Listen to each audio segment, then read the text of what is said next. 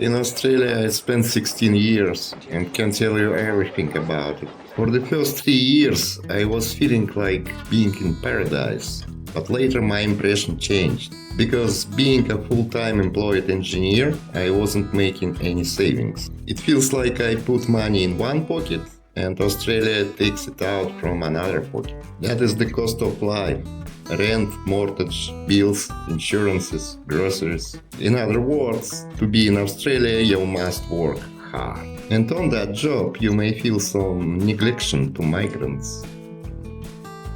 By the way, what is Australia geographically? A huge desert surrounded by a tiny green belt of livable land, thanks to the humid air from the sea. Not surprising that all Australian capitals were built on the shore.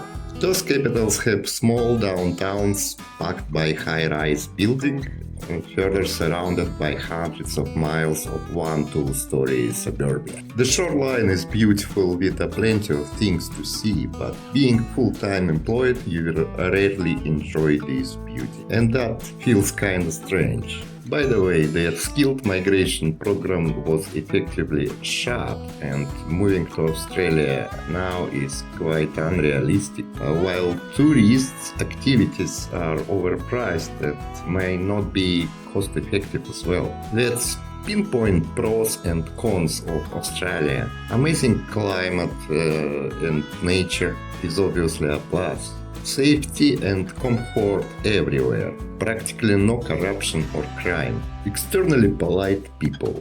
But there are downsides too. Extremely low abeyant population lets the government be their nanny and cop. For example, in COVID times the lockdown measures were too tough and caused people move away from Melbourne and Sydney to Brisbane, which move triggered a housing bubble in Queensland, of course. As a result, you will hardly ever pay off the mortgage, even being employed as a professional.